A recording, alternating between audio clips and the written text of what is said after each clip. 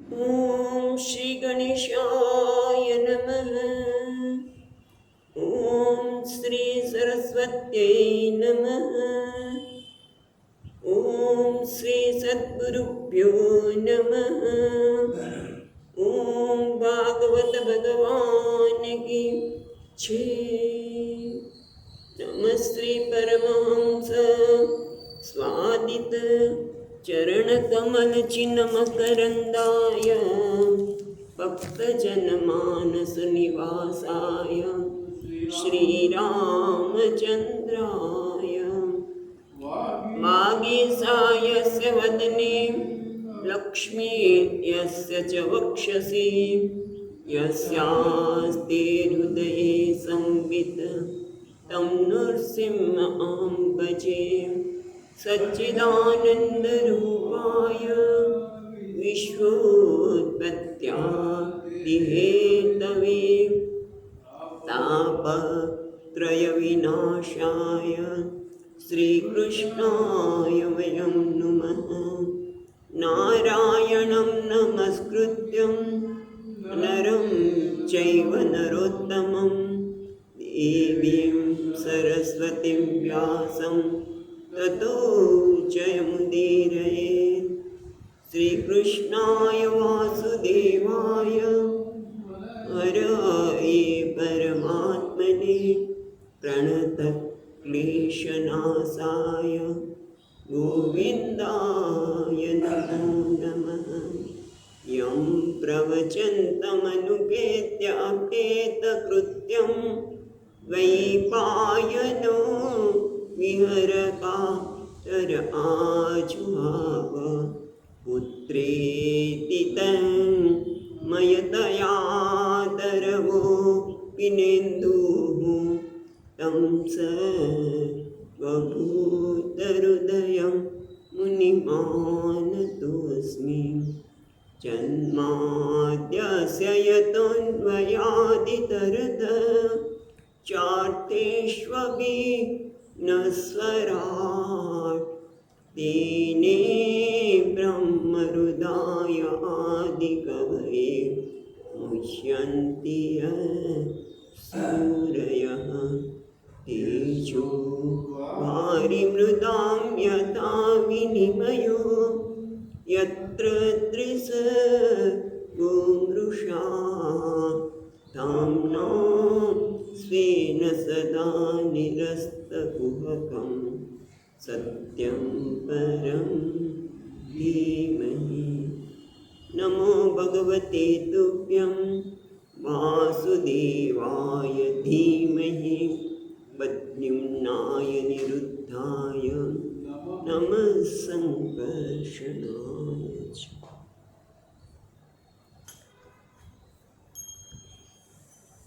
ॐ नमो भगवते वासुदेवाय।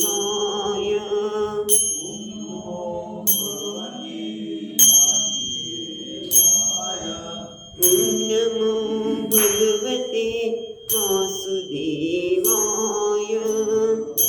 नमो भगवते वासुदेवाय।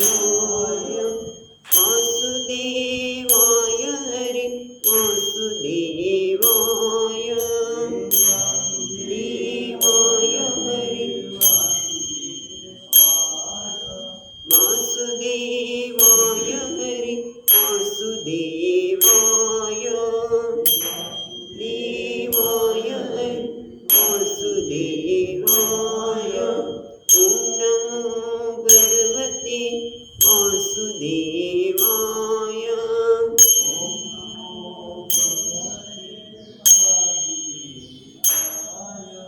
ॐ नमो भगवते वासुदेवाय।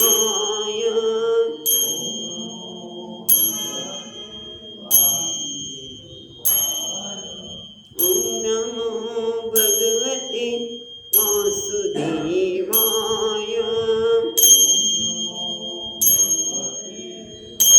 वासुदेवाय नारायण हरि वासुदेवाय नारायण हरि वासुदेवाय।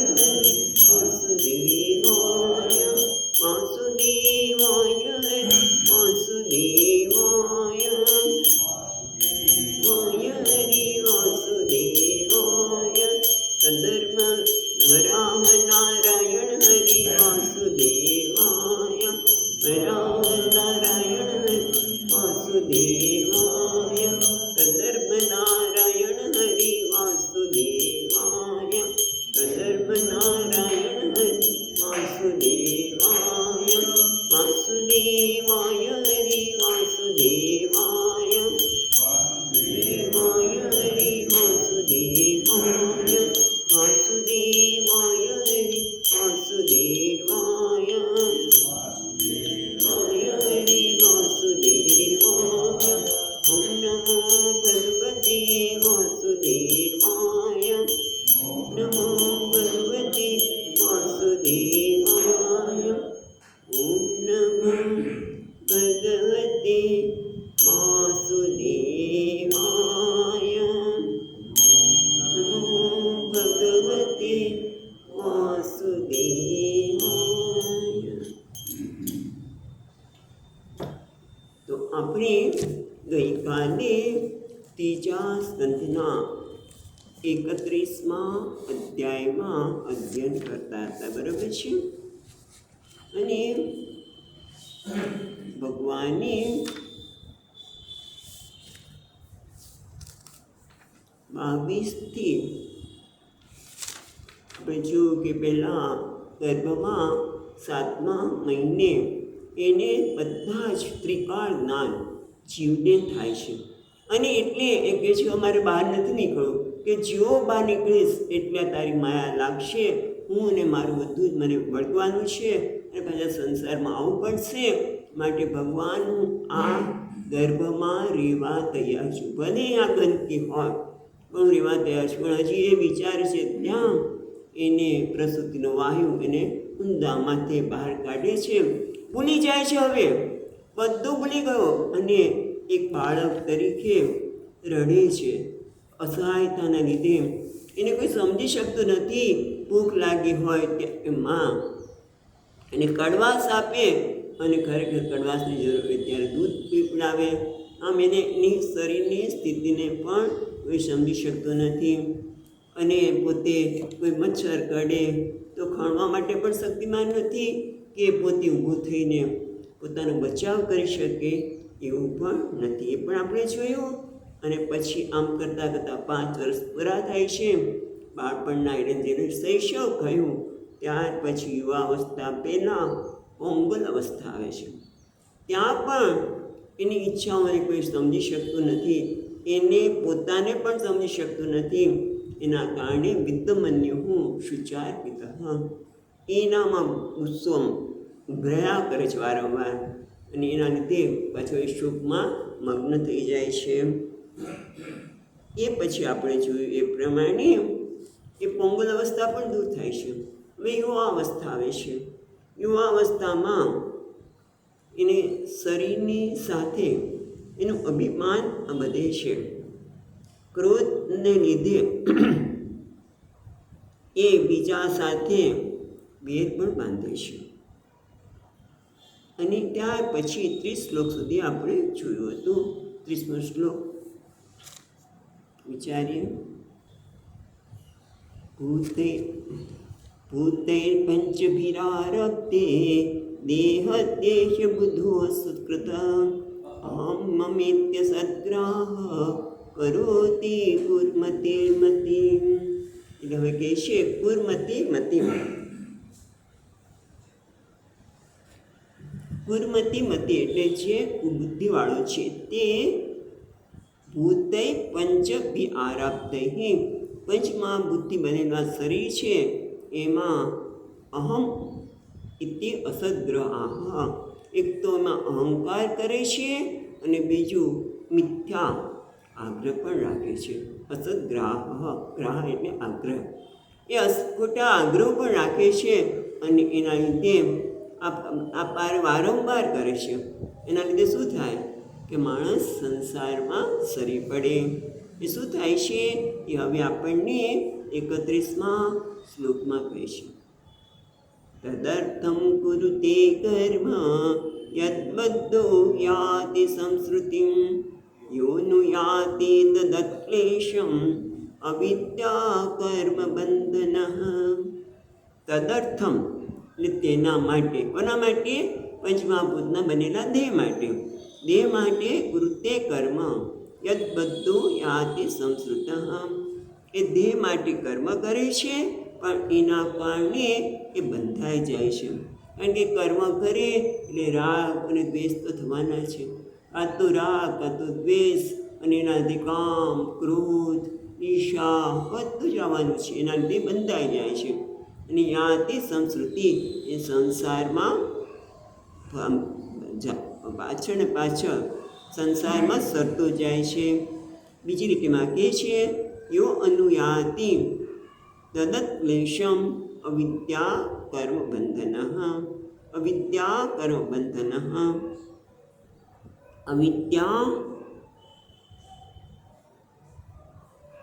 અવિદ્યાને કારણે અને એના કારણે અજ્ઞાન છે કે પોતે અહંકાર નથી, આ શરીર જ નથી તો અહંકાર ક્યાંથી?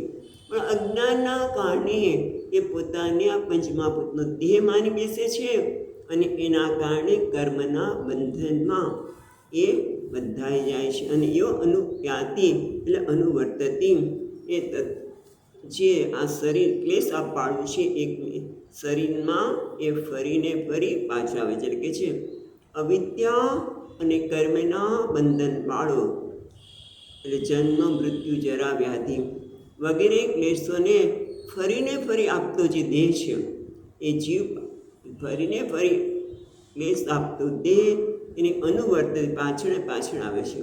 અને કયો દેહ મળશે પણ ખબર નથી.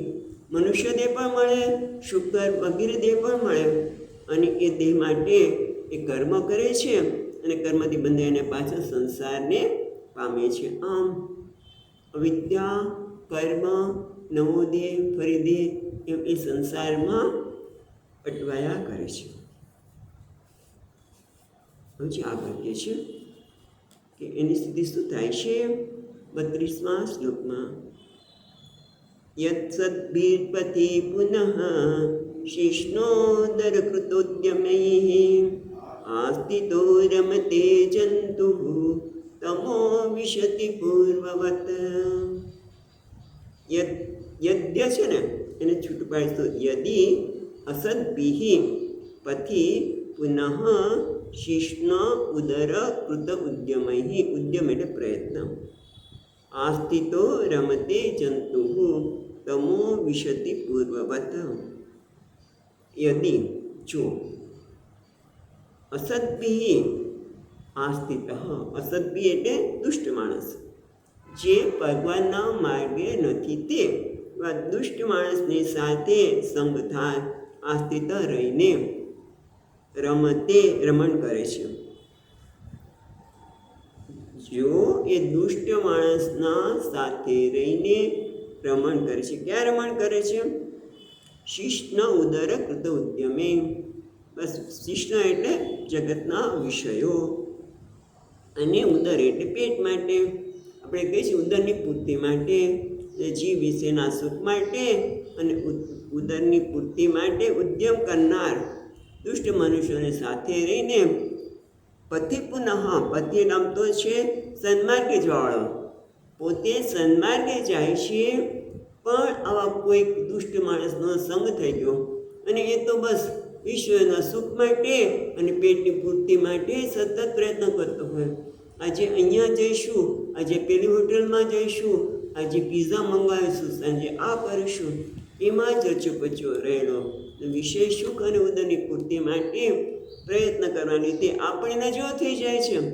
પતિ જે સન્માર્ગે જાય છે એ પણ દુષ્ટના સંગના લીધે એના જ માર્ગમાં રમણ કરે છે, અને એના લીધે શું થાય છે? આસ્થિતો રમતે જંતુઃ તમો વિશતિ પૂર્વવતમ. એ પહેલાંની જેમ તમઃ એટલે નર્કમાં જાય છે. કારણ કે વિષયની પૂર્તિ કરવી હોય, ઉદરની પૂર્તિ માટે કવિઓ તો વધતી જ જવાની છે, ઈચ્છાઓ વધતી જ જવાની છે, અને એના કારણે ખોટા કર્મ થવાના જ છે, અધર્મ થવાનો જ છે, અને તમઃ વિશતિ પૂર્વવત એ પહેલાંની જેમ નર્કમાં જ જાય છે. એટલે કે છે દીપીની ટીકાકાર કહે છે, યદિ સદ્ભિ પતિ પુનઃ કૃષ્ણ સેવયા પરાયણૈઃ આસ્થિતો રમતે જંતુઃ કૃષ્ણમ પ્રાપ્નોતિ પૂર્વવત. પણ કેટલાક એવા છે જે સન્માર્ગે યદિ સદ્વિપથિ પુનઃ, પણ જે સન્માર્ગે જનાર વ્યક્તિની સાથે એટલે કોણ? કૃષ્ણ સેવા પરાયણ, જે ભગવાનની સેવામાં પરાયણ છે, ભગવાનની સેવા કરવી, એના મંત્ર જાપ કરવો, એની કથા સાંભળવી, આ બધામાં જે રહેલો છે એની સાથે જવાથી આસ્થિત રમતે જંતુ, એની સાથે રમણ કરવાના લીધે જંતુ એટલે જીવ કૃષ્ણ પ્રાપ્નોતિ પૂર્વત, પહેલાંની જેમ જ કૃષ્ણને પ્રાપ્ત કરે છે. તમારે નક્કી કરવાનું છે ભાઈ કે તમારે કૃષ્ણની પ્રાપ્તિ કરવી છે કે નર્કની. જો નર્કની પ્રાપ્તિ કરવી તો શું કરવાનું? અસદ્ભી સંગ, તો દુષ્ટ માણસનો સંગ કરવો, એની સાથે રમણ કરવું. જો કૃષ્ણની પ્રાપ્તિ કરી હોય, કૃષ્ણની પ્રાપ્તિ એટલે શું? કૃષ્ણની પ્રાપ્તિ એટલે શું ભાઈ? ભગવાનની પ્રાપ્તિ એટલે આનંદની પ્રાપ્તિ, પ્રેમની પ્રાપ્તિ. જ્યાં આનંદ જ હોય તો એના માટે સત્પુરુષોનો સંગ કરવો જોઈએ. નક્કી તારે કરવાનું છે. પણ સાથે સાથે હવે પછી 3 શ્લોકમાં દુષ્ટના સંગથી શું થાય છે એટલે કે નિંદા કરવામાં આવે છે. નિંદા કોઈ વ્યક્તિની નથી થતી, દુષ્ટની પણ નહીં કે કોઈ પ્રશંસા પણ નહીં, પણ શું નિંદાર્થ નહીં, પણ તમને કંઈક પ્રેરવા માટે કહેવામાં આવે છે. જે માં કહેતી હોય, બેટા તું ભણીશ નહીં ને તો જો આની જેમ તારે લારી ખેંચવી પડશે પાણીની. તમને ખબર હશે સિયોરમાં આવે છે કે નહીં, પણ વર્ષો પહેલાં પાણીની એટલી બધી તંગી હતી કે ઓલું પાણી લારીમાં માટલા ભરીને આવે, હાંડા, એટલે તમારા ઘરે પહોંચાડે.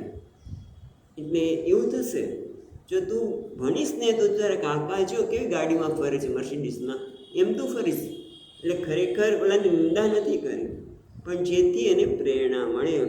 એમ અહીંયા પણ 3 શ્લોકમાં નિંદા કરવામાં આવે છે. તો પહેલો 33મો શ્લોક જોઈએ.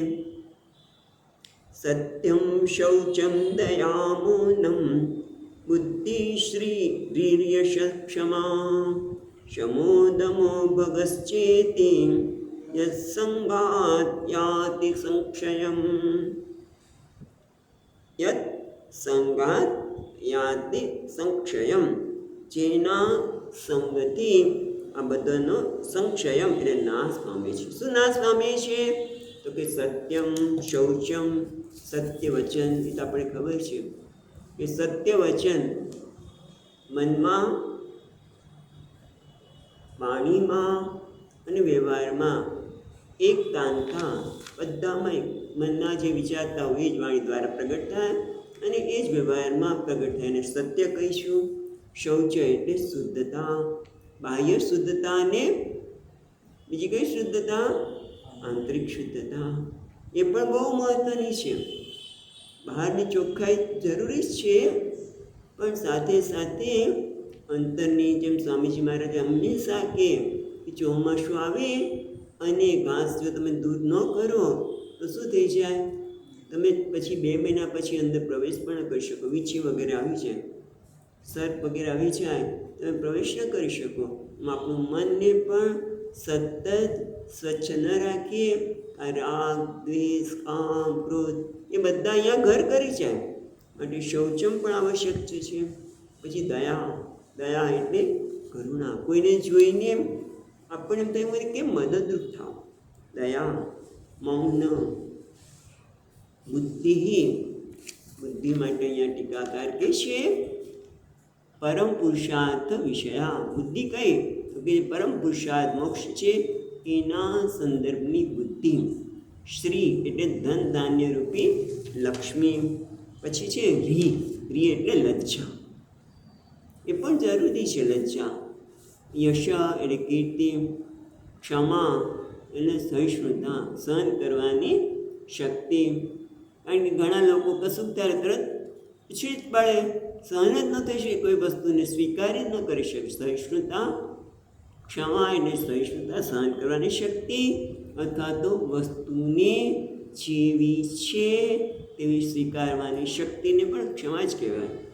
ક્ષમો એટલે બાહ્ય,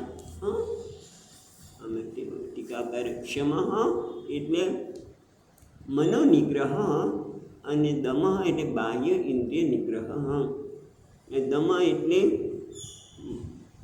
ઇન્દ્રિયોનો નિગ્રહ, બહારના ઇન્દ્રિયો નિગ્રહ. એ ટીકાકાર જુદું આપ્યું છે પણ વાંધો નહીં. ક્ષમઃ એટલે મન ઉપરનો પ્રભુત્વ. પછી શું છે? ભવશ્ચેતિ. ભવ એટલે ઉન્નતિ. ઉન્નતિ આ બધું જ એટલે ટૂંકમાં સત્ય, દયા, શૌચ, મૌન, બુદ્ધિ જે પરમાર્થ વિષયને માટે આપણી પ્રવૃત્તિ છે, વિવેક બુદ્ધિ, શ્રી, લક્ષ્મી, રી, યશ, ક્ષમા, સમ, દમ અને ભગા બધું જ જેના સંગથી નાશ પામે છે. એ દુષ્ટના સંગ કરવો તો બધાનો નાશને નોતરવા જેવું છે. તો તું નક્કી કરજે ભાઈ કે તારે કોનો સંગ કરવો.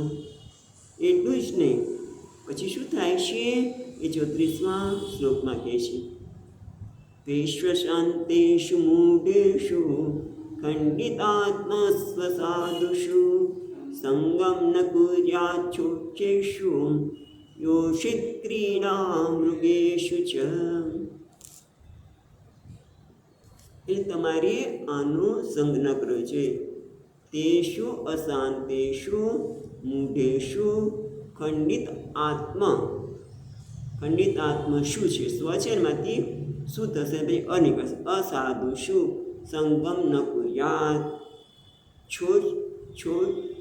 એષુ શોષ છ છે ને, શોષ યેષુ યોષિત ક્રીડા મૃગેષુ ચ. એટલે કહે છે તેષુ અશાંતેષુ મૂઢેષુ. જે અશાંત છે, જે મૂઢ છે, એ ખંડિત આત્મા, એમાં અસાધુ એટલે દુરાચારી, અસાધુ એટલે અસદાચારી, જેનામાં સદાચાર નથી, દુરાચારી છે અથવા સદાચાર નથી. એના કારણે શું છે? એલા તો તેષુ અશાંતેષુ. એ અશાંત કેમ છે? તેષુ અશાંતેષુ એ અશાંત છે કેમ છે? તો વિષય ભાઈ તૃષ્ણા રહિતેષુ. વિષયમાં એની જે તૃષ્ણા છે જતી નથી રહી, માટે અશાંત છે. વિષયની પાછળ દોડે છે અને વિષય મળશે કે નહીં મળશે તો કોઈ બીજું તો નહીં લઈ જાય ને. કેટલી બધી મનમાં અશાંતિ. વિષયની પાછળ જે તૃષ્ણા છે એ એને અશાંત બનાવે છે. એટલે કહે છે અશાંતેષુ એટલે વિષયની તૃષ્ણા રહિત, જેનામાં વિષયની તૃષ્ણા એટલી બધી છે અને એના કારણે કેવું બની ગયું? અધઃ મૂઢેષુ. અને એના કારણે મૂઢ બની ગયો છે. મૂઢ એટલે આ તો મૂઢ જેવો છે. આપણે ઘણી વખત કશું પૂછીએ અને કંઈ જવાબ ન આપે કે આ મૂઢ થઈ ગયો છે. તો આ મૂઢ કેમ છે? અહીંયા મૂઢ કયા અર્થમાં છે? વિષય આસક્તેષુ. વિષયમાં એટલો બધો આસક્ત છે કે એક તો અશાંત છે કારણ વિષયમાં તૃષ્ણા રહિત છે, એના કારણે વિષયમાં આસક્ત છે, એટલા માટે મૂઢ બની ગયો છે. મૂઢેષુ અત એવ ખંડિત આત્મસુ. ખંડિત આત્મસુ એટલે શું? ખંડિત આત્મા એટલે દેહાત્મ બુદ્ધિ. અને એના કારણે એનામાં વિવેક જ આવતો નથી. આ દેહનો હું જોનાર છું, આ દેહનું મને જ્ઞાન છે, એ હું એનો સાક્ષી છું, એનાથી જુદો છું. આ દેહ તો મારો વેશ છે, એને આવતું નથી. એટલે ખંડિત આત્મસુ એટલે જે દેહને જ આત્મા માનનારો, દેહાત્મ બુદ્ધિષુ. અથવા તો એના કારણે દેહાત્મક બુદ્ધિના કારણે કામ, ક્રોધ વગેરેથી એનું મન હંમેશા વિક્ષિપ્ત રહે છે. ખંડિત આત્મા, જેનો આત્મા ખંડિત છે, એક અર્થ કર્યો દેહાત્મ બુદ્ધિને કારણે. બીજો અર્થ શું થયો? કે આત્મા એટલે અંતઃકરણ, એટલે કામ, ક્રોધ વગેરેથી જેનું મન વિક્ષિપ્ત છે. ખંડિત એટલે વિક્ષિપ્ત છે. ત્રીજો અર્થ કરે છે. 3 અર્થ થાય છે. જો બીજો 3 છે ખંડિત આત્મા. ખંડિત એટલે જેનો આત્મા ઘાતી છે, પોતે આત્માનો ઘાત કરનારો છે. એક ખંડિત આત્મા એટલે દેહાત્મ બુદ્ધિવાળો. બીજો અર્થ જેનું મન કામ, ક્રોધ, લોભથી વિક્ષિપ્ત છે. અને ત્રીજો અર્થ કયો? આત્મઘાતી છે. એવા દુરાચારીનો સંગમ ન કુર્યાત. એનો સંગ ક્યારેય કરવા યોગ્ય નથી. કેમ? એટલું જ નહીં, શોષેષુ યોષિત ક્રીડા મૃગેષુ. અને વળી આવા લોકોને પણ સંગ ન કરો. જે શોક કરવા યોગ્ય છે, જે હંમેશા શોકમાં જ ગરકાવ હોય, એની પાસે જાઓ બધી નકારાત્મક જ વાતો થતી હોય, એનો પણ સંગ ન કરવો. અને એટલું જ નહીં, યોષિત ક્રીડા મૃગેશુ. શું એટલે કે જે સ્ત્રીઓના રમકડા બનેલા અથવા જેમ આપણે માનવ વગેરે છે, એવા લોકો જે સ્ત્રીને અધીન છે, એના રમકડા બનેલા છે, એવા લોકોનો પણ સંગ કરવો જોઈએ નહીં. જે દુરાચારી છે, જે સ્ત્રીઓના રમકડા બનેલા છે, એના નચાવલા નાચે છે, અને જે શોક યોગ્ય છે એવા અશાંત, મૂઢ અને જે ખંડિત આત્મા છે, એનો સંગ ક્યારેય કરવો જોઈએ નહીં. વ્યાખ્ય છે શું કામ ન કરે સ્ત્રીનો સંગ? શું વાંધો છે? એના માટે કહે છે ન તથા યસ્ય ભવેદ મોહો બંધશ્ચાન્ય પ્રસંગતઃ યોસે સંગા યથા પુંસઃ તથા સંગીત સંગતઃ. દ્રષ્ટાંત આપે છે પહેલાં તો કે તમે એ સ્ત્રીનો સંગ કેમ ન કરો કે જે તમને નચાવે છે.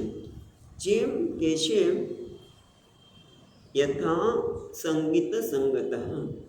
વાગે છે સુંદર સંગીત કોના માટે? હરણ માટે.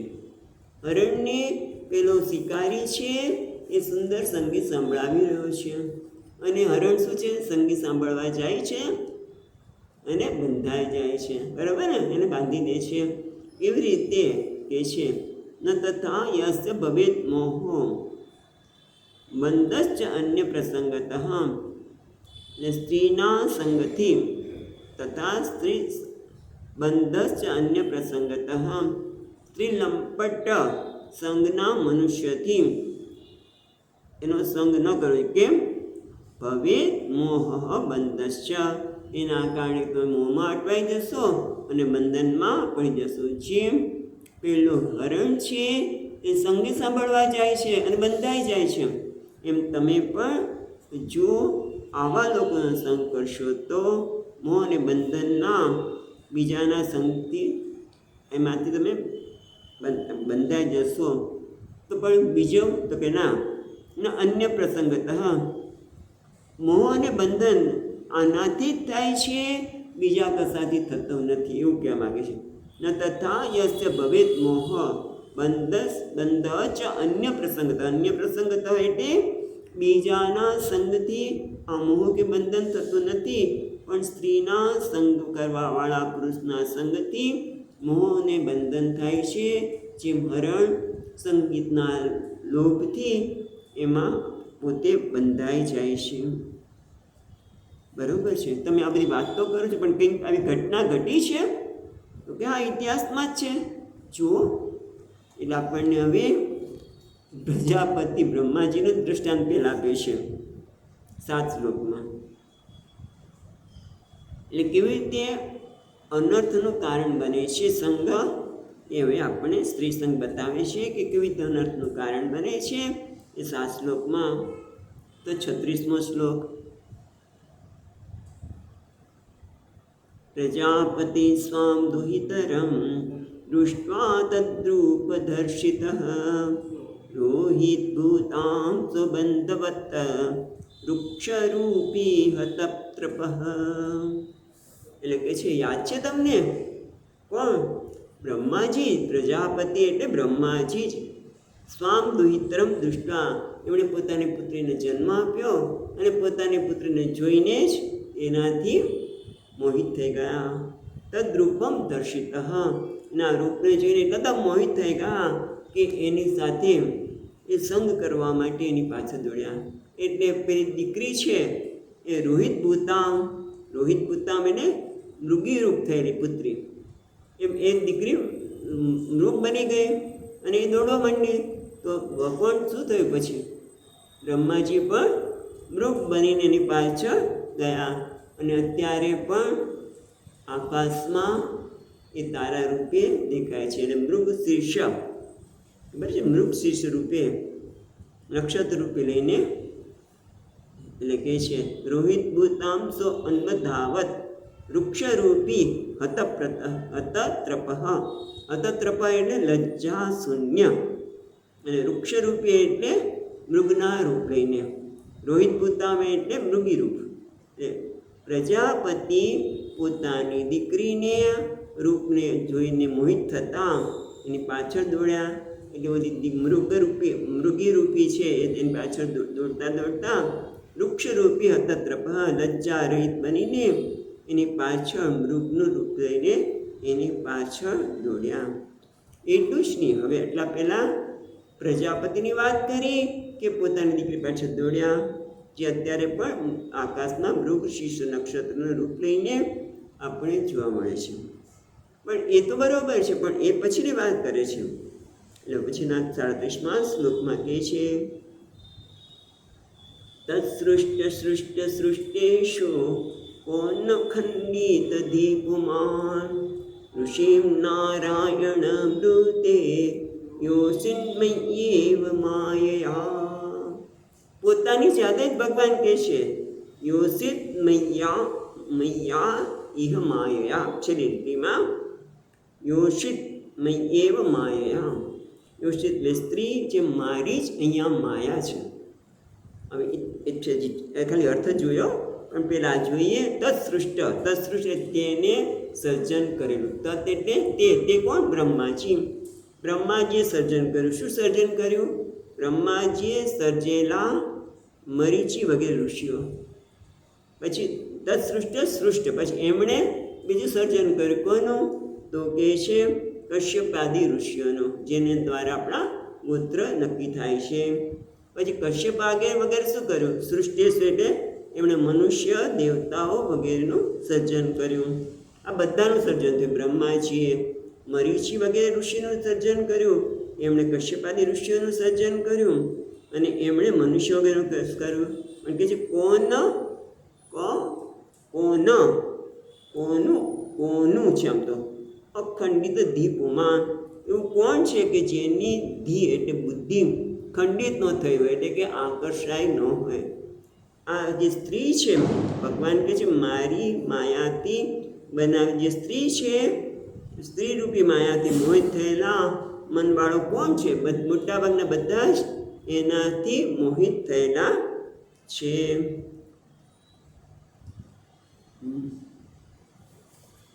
પણ એવું તો નથી ભગવાન. તો હા, એ વાત પણ સાચી છે. મોટાભાગના લોકોની બુદ્ધિ ખંડિત થઈ છે. એટલે ખંડિત થવું એટલે કે આકર્ષણવાળી બને છે. ના આકર્ષાયેલો મનવાળો કોણ છે? મોટાભાગના છે. પણ કેટલાક એવા છે જે આકર્ષિત થતા નથી. કોણ છે? ઋષિ નારાયણ ઋતે છે ને, ઋતે એટલે વિના, નારાયણ ઋષિ વગર. એ નર અને નારાયણ ઋષિ એવું પણ કહી શકાય, અથવા તો નારાયણ ભગવાન. એટલે નારાયણ ઋષિ વિના કોઈ મોહિત થયેલું નથી. બીજો અર્થ પણ થાય નારાયણનો. અહીંયા બે અર્થ કર્યા છે કે નારાયણ ઋષિ વિના મોટાભાગના લોકો મોહિત થયેલા છે. યાદ આવે છે? નર અને નારાયણ બદ્રીનાથમાં આજે પણ આપણે પર્વત રૂપે જોવા મળે છે, અને માનીએ છીએ કે નર અને નારાયણ આજે પણ તપ કરી રહ્યા છે. હવે એમના તપશ્ચર્યાને જોઈને ઇન્દ્રદેવને તો હંમેશા ભય લાગે કે આ લોકો મારું ઇન્દ્રાસન લઈ લેશે તો. એટલે એમણે અપ્સરાઓને મોકલી એના તપના ભંગ કરવા માટે. તો આપણે ખબર છે કે એમણે બીજી આનાથી વધારે સુંદર રંભા, ઉર્વશી વગેરે સ્ત્રીઓને કે તમે જાઓ ઇન્દ્ર પાસે, પણ એ કંઈ મોહિત થયા નહીં. એટલે ઋષિ નારાયણ વિના, એટલે નારાયણ ઋષિ જેવા છે. હા, એના કારણે આપણે ખબર છે કે નારદજી મોહિત નહોતા થયા, પણ પાછા અહંકાર આવી ગયો, એટલે કંઈક તેની અસર જોવા મળે છે. પણ નારાયણ ઋષિ વિના કોણ એવું છે કે જેની બુદ્ધિ ખંડિત ન થઈ હોય?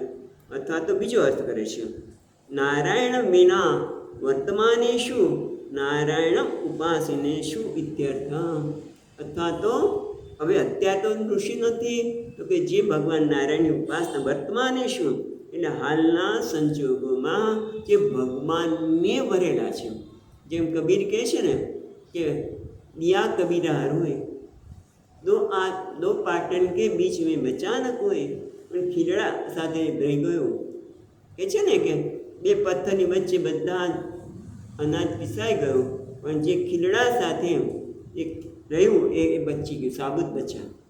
એ રીતે જે ભગવાનના શરણે છે, જે ભગવાનને માને છે, ભગવાનના શરણમાં છે, એના સિવાય બીજાની બુદ્ધિ ખંડિત થઈ જાય. એટલે ટૂંકમાં આ બધા સર્જનમાં બહુ જ ભગવાનની આ માયા છે. કીધું ને, મય્યેવ યહ માયા. ભગવાન કે આ મારી માયાના લીધે, મારી માયા કેવી છે ને પછી બતાવે છે પણ કે મારી માયા આવી છે. એમ સ્ત્રી હોય કે પુરુષ, કારણ કે સ્ત્રી માટે પણ ખરેખર મને તેમ થતું કે આમાં ખાલી પુરુષ માટે જ કહે છે કે પુરુષે આવું કરવું જોઈએ, પણ સ્ત્રીએ શું કરવું જોઈએ એ પણ આવ્યું છે. એટલે સ્ત્રીને પણ મુમુક્ષુ તરીકે ભાગવતમાં સ્વીકારેલી છે. બહુ ઓછી જગ્યાએ જોવા મળે. પણ અહીંયા કહે છે કે મારી માયા એવી છે, પણ જો તમે ભગવાનને વરસો, ભગવાન શું કીધું ગીતામાં? તેમ માયા ધૃત્યા મામેવ શરણ પ્રપદે. જે મારી માયા તે ખરેખર બહુ જ મુશ્કેલ છે, પણ જે મને શરણે આવે છે એ જ મારી માયાને તરી જાય છે. ભગવાનના શરણે છે એને માયા કોઈ ખંડિત, એની બુદ્ધિને ખંડિત કરી શકતા નથી. એટલે આપણે એક જ કામ છે કે ભગવાનના શરણે રહેવું. તમે જુઓ, હમણાં થોડા વખત પહેલાં કોઈ મહાત્માના સંદર્ભમાં જેવું બનેલું, ખૂબ સત્સંગ કરેલો હોય, ભગવાનનું નામ લીધું, પણ પછી એ એવા કાર્યમાં અટવાઈ ગયા કે માયાના મોહમાં અટવાઈ ગયા. નામ નથી દેતા, થોડા વખત પહેલાં જ પેપરમાં આવેલી વસ્તુ છે. એટલે કહેવાનું શું છે કે સાધુ થયા પછી પણ ગમે તે કાર્ય કરો, તમે કદાચ તમને કોઈ એવું કાર્ય આપી દીધું હોય, સંસારમાં રહેતા હોય તો પણ સત્સંગ છોડો ન જે, બસ મહત્વનું સત્સંગ ન છોડો, ભગવાનને ન છોડતો તમે બચી ગયા. બસ મહત્વનું સત્સંગ. એટલે રામકૃષ્ણ પરમહંસ પણ વારંવાર કહેતા કે તાંબાના લોટાને દરરોજ ઉટકવો પડે. તાંબાને લોટાને ઉજળો રાખવો હોય તો દરરોજ ઉટકવો પડે. એવી રીતે આ મનરૂપી લોટાને સત્સંગ આપવો જોઈએ.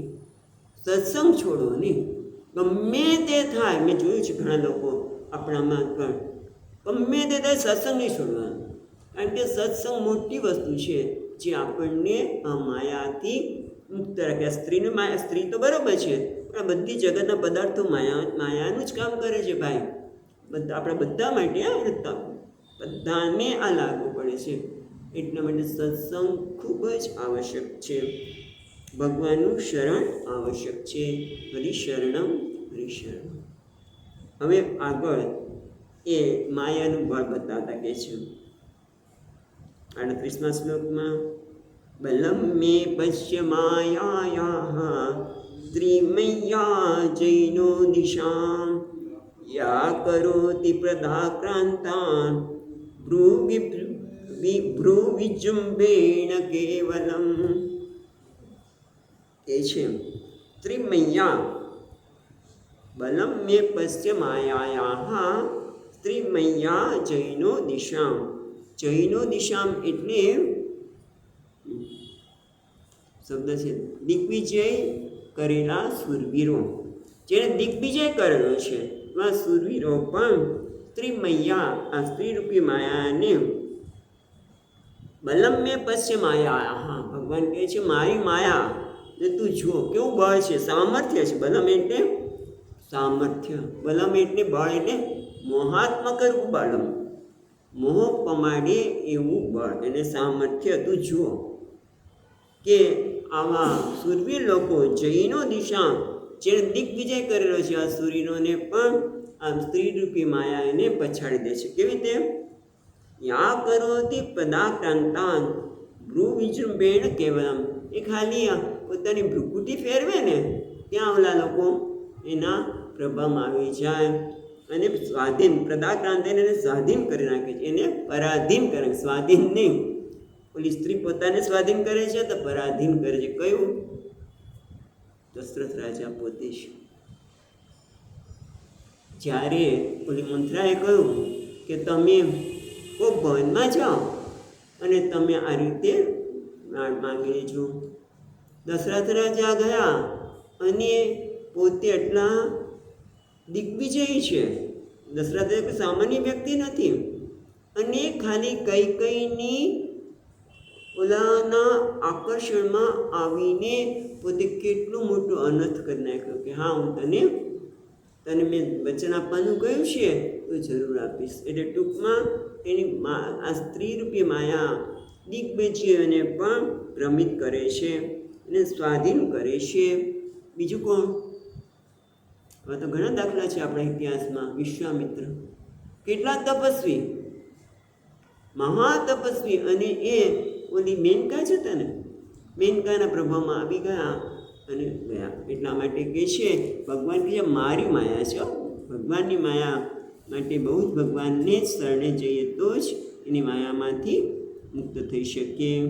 એટલા માટે હવે આગળ કહે છે આટલી વસ્તુ સમજાવ્યા પછી શું ન કરવું જોઈએ એ 39મા શ્લોકમાં કહે છે. સંગમ ન કુર્યાત પ્રમદાસુ જાતુ યોગસ્ય પારં પરમારુરુક્ષુઃ મત્સેવયા પ્રતિલબ્ધ આત્મલાભઃ વદન્તિ યા નિર્વારમસ્ય. એને કહે છે મત્સેવાયા, ત્રીજી લીટીમાં મત્સેવાયા એની બદલે એક મત સત્સંગેના એવો પણ એક શબ્દ છે, પણ મને લાગે તમારામાં પણ મત્સેવયા એવું જ છે ને ત્રીજી લીટીમાં. હા, એટલે કહે છે સંગમ ન કુર્યાત પ્રમદાસુ જાતુ. જાતુ એટલે કદાચિત ક્યારે પણ પ્રમદાસુ સ્ત્રીનો સંગ એટલે આસક્તિ. સંગ એટલે ખાલી ઘણી વખત શું થાય છે આમાં આપણે જોઈએ છીએ કેટલાક ધર્મોમાં સ્ત્રી સામે જોવાનું નહીં, આમ આડું કરે, એવું કશું નથી. પણ એની આસક્તિ ન કરો. એ તમે સ્ત્રીને કદાચ જોઈ જાઓ તો એમાં માના દર્શન થઈ શકે, તો ક્યારે એમાં તમે પડી ન જાઓ. એટલી પવિત્રતા હોય કે બીજી કોઈ પણ સ્ત્રી છે એ મારા માટે મા સમાન છે. એવી રીતે સ્ત્રી માટે પણ એ પિતા સમાન છે, તો એને કશું થવાનું નથી. પણ આ સંગ એટલે આસક્તિ, એ ક્યારે સ્ત્રીમાં આસક્તિ ન કરવી જોઈએ. કોને? યોગસ્ય પારમ પરમા આરુરુક્ષુઃ. પરમ આરુરુક્ષુઃ, પરમ પારમ યોગસ્ય, જે યોગના પરમ પારમ, જે યોગને પાર પામવાની ઈચ્છાવાળા.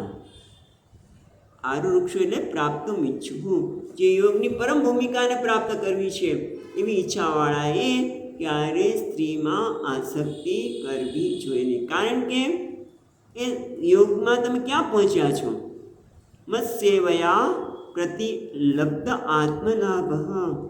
મારી સેવાના કારણે, મારા સત્સંગના કારણે ભગવાન કહે છે પ્રતિલબ્ધ આત્મલાભ. આત્મલાભ અથવા તો આત્મબોધ એવો પણ એક પાઠ છે. જેણે મારી સેવાથી આત્માનો બોધ થયો છે, પોતાના આત્માનું જ્ઞાન થયું છે, અથવા તો આત્મલાભ જેને પ્રાપ્ત કર્યો છે. ગીતાનો શ્લોક યાદ આવે છે? ભગવદ્ ગીતામાં 6ઠામાં જ આવશે કે જે આત્મલાભ સિવાય બીજો કોઈ લાભ છે જ નહીં. એને આત્મલાભ જેણે પ્રાપ્ત કર્યો છે એવા જે યોગમાં પરમ ની પ્રાપ્તિ કરવાના ઈચ્છુક છે એણે સ્ત્રીમાં આસક્તિ કરવી જોઈએ નહીં. અને કરે તો શું થાય? તો છેલ્લી લીટીમાં કહે છે વદંતિયાહ નિરય દ્વારમ અસ્ય. અસ્ય એટલે મુક્ષો. દ્વારમ મત્સ્ય, દ્વારમ અસ્ય, મત્સ્ય નથી પણ દ્વારમ અસ્ય. અસ્ય એટલે મુમુક્ષો. મુમુક્ષોના માટે નિરય દ્વાર. નિરય એટલે નર્કનું દ્વાર. નિરય દ્વારમ વદંતી. જે લોકો નાની છે એ વદંતી કહે છે. યાહા નિરય દ્વારમ યસ્ય.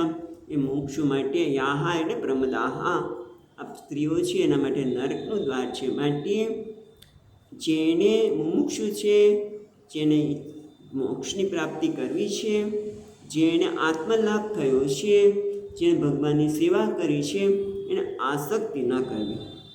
આસક્તિ ન કરવી. પણ પછી આપણે તો એટલા કડક થઈ છે કે ચાલો એ વાત જવા દે, આગળ જઈએ 40મા શ્લોકમાં.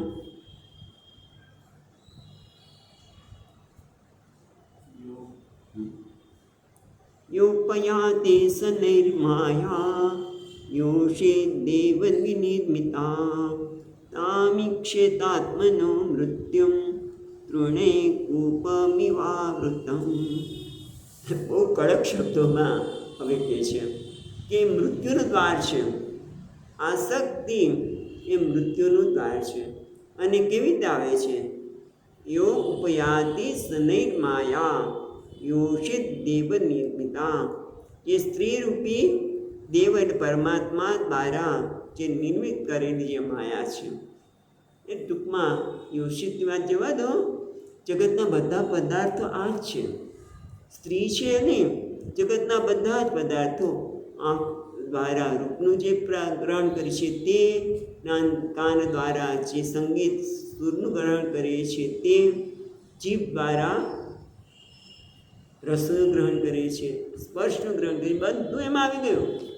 ખાલી યોષિતની વાત પછી પણ અહીંયા આ વસ્તુ લઈને ભાગવતકાર બેઠા છીએ, પણ બધા જ આમ આવે છે. પણ તે છે શનૈ ઉપયાતિ યહ. ધીમે ધીમે આ માયા કેવી છે આપણે ખબર નથી પડતી, પણ ધીમે ધીમે આપણા જીવનમાં એ પ્રવેશ કરે છે. અને ક્યારે એ આપણા માટે મૃત્યુ બની જાય એ ખબર પડતી નથી. જેમ કે તૃણે કૂપમિવ આવૃત. જેમ કૂવો છે એના પર ઘાસ છે, બધું કોઈ કારણસર કૂવા પર આખું ઘાસ છવાઈ ગયેલું છે, કોઈને ખબર નથી. એને તેમ છે કે ઘાસ છે એટલે હું ઘાસમાં તે નીકળી જઈશ. પણ જ્યાં ઘાસ ઉપર ચાલવા જાય ત્યાં શું થાય? કૂવામાં પડી ગયો, ઊંડા કૂવામાં. એ મૃત્યુને એણે આવકાર્યું. એટલે કે છે તામ ઈક્ષતામ આત્મનો મૃત્યુ તૃણૈ કૂપ ઇવ આવૃતમ. જેમ ઘાસથી ઢંકા લાગવાની જેમ મૃત્યુરૂપાને જોવી જોઈએ. એટલે જગતના વિષયોમાં કોઈ પણ વિષયમાં આસક્તિ આપણને મૃત્યુને નોતરે છે. એટલે કહે છે કે કદાચ સેવા કરવાના બહાને સમીપ આવે પણ એ અનર્થકારી છે. કોઈ વખત અન્યની પાસે ન જતી હોય તો પણ અનર્થકારી હોવાથી સર્વત્ર ઉદાસીન કે ભક્તિ જ્ઞાન વૈરાગ્યવાળીએ વ્યક્તિએ એનાથી દૂર રહેવું જોઈએ. ચાલો હવે આટલી વાત સ્ત્રીઓ માટે કરી, તો હવે પુરુષો માટે વાત કરી. તો હવે સ્ત્રીઓ માટે શું કહે છે? મુમુક્ષુ સ્ત્રીય પ્રતિ એતદ આહ. 2 શ્લોકમાં જે સ્ત્રી મુમુક્ષુ છે એ પણ સ્ત્રી પણ મોક્ષના માર્ગે જવા માંગે છે, તો એણે શું કરવું જોઈએ? એના માટે 41 ને 42 શ્લોક જોઈને સાથે જાય છે. માટે યામ મન્યતે પતિમ મોહાત મન્માયા મૃષભાયિતમ સ્ત્રીત્વમ સ્ત્રીસંગતઃ પ્રાપ્તો વિત્તાપત્ય ગૃહપદમ તમાત્મનો વિજાનીયાત પત્યપત્ય ગૃહાત્મકમ દેવોપસાદિતમ મૃત્યુમ મૃગયો ગાયનમ યથા.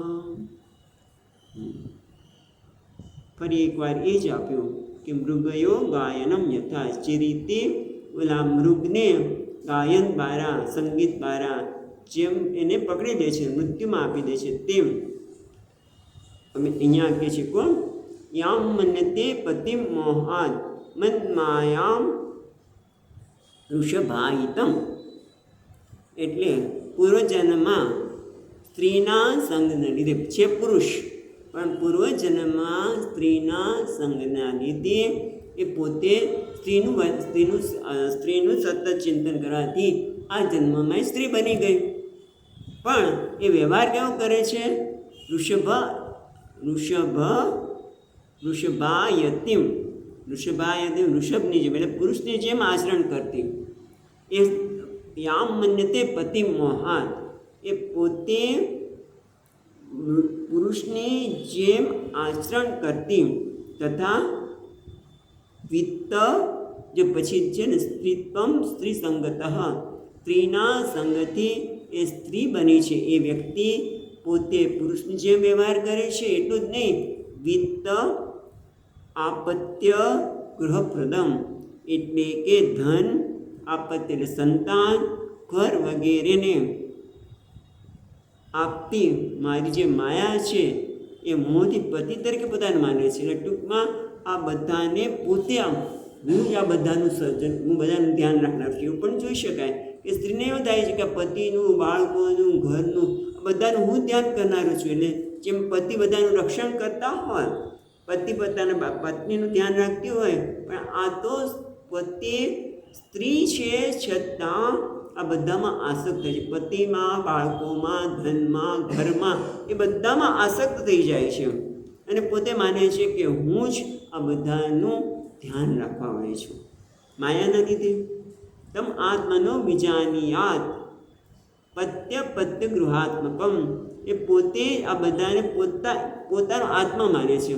પતિ હોય, બાળક હોય, ઘર હોય, બધાને માને છે કે મારું જ છે ને હું જ છું, મારું અને હું જ છું. અને દેવ ઉપાસિતમ મૃત્યુ એના કારણે આ બધા જ કેવા છે? દેવ મોકલા મૃત્યુરૂપ છે. જેમ શિકારીના ગાયનથી હરણ માટે શું છે? મૃત્યુ જ છે. મૃગયો ગાયનમ યથા જે રીતે શિકારના ગાયનથી હરણ માટે દેવે મોકલેલું મૃત્યુરૂપ છે, તેમાં પતિ, પુત્ર, ઘર રૂપે દેવે જ મોકલેલા પોતાના મૃત્યુરૂપ જાણવા. એટલે ટૂંકમાં સ્ત્રીએ પણ જો મુમુક્ષ હોય, જો એને મોક્ષ જોતો હોય, ભલે બધો વ્યવહાર કરે, વ્યવહાર તને કરવાનો છે, પતિનું ધ્યાન રાખવાનું છે, પુત્રનું, ઘરનું બધો વ્યવહાર કરવાનો છે, પણ કેવી રીતે? સત્સંગના કારણે એ કમળના પત્રની જેમ રહે છે. તો સત્સંગના જો સત્સંગ કર્યો હશે તો એ બધો જ વ્યવહાર કરતો હોય. કદાચ એક છોકરા પર ગુસ્સે પણ થતી હોય, છોકરાઓને ભણાવવા માટે એને શિક્ષા પણ કરતી હોય, અથવા તો બીજા કોઈ પણ વ્યવહાર કરતી વખતે એ કંઈ પણ કરતી હોય, પણ અંદરથી જાણે છે કે આ બધું જ મારા માટે વેશ છે. આ હું વેશ ભજવી રહી છું. હું અત્યારે કોઈની પત્ની તરીકેનો વેશ ભજવું છું, હું કોઈની માનવ તરીકેનો વેશ ભજવું છું, આ હું ગૃહિણી તરીકે ઘરનું ધ્યાન રાખું છું, પણ હું આમાંનું કંઈ જ નથી. જેમ પત્ર પુષ્પમ, જેમ કમળના પત્ર જેમ પાણીમાં રહે છે, પાણીને સ્પર્શતું નથી, એમાં સ્ત્રીએ પણ પોતે આ પ્રકારની સભાનતા રાખવી આવશ્યક છે. મિત્ર એ પણ એના માટે આ બધું જ એના માટે મૃત્યુ બની જશે. એટલે કે ટૂંકમાં એના સાધનામાં મોટો અવરોધ લાવનાર છે. માટે સ્ત્રીએ પણ સભાન રહીને, અસંગ રહીને પોતે જાણે કે આ બધા મારા માટે વેશ છે, હું આ વેશને ભજવનાર છું, હું વેશ નથી, હું એનાથી અસંગ છું. આ પ્રકારનું સતત સાધના એણે પણ કરવી જોઈએ. નહીંતર હરણની છે પેલું એનું સંગીત એના માટે મૃત્યુ બને છે. એમાં આ બધા જ એને મૃત્યુ એટલે હસાવનારા બનશે. હવે આગળ આપણે આવતીકાલે જોઈશું. સચ્ચિદાનંદ રૂપાય વિશ્વોત્પત્યાદિ હેતવે તાપત્રય વિનાશાય શ્રી કૃષ્ણાય વયં નમઃ. યં પ્રવચन्तમનુપેત્ય અપેતકૃત્યં વૈપાયનો વિહરકાતર આજુહાવ પુત્રેતિ તન્મયતયા તરવો વિનેન્દુઃ तं सर्वभूतहृदयं मुनिमानतोऽस्मि. ॐ शान्ति शान्ति शान्तिः. हरिः ॐ श्रीगुरुभ्यो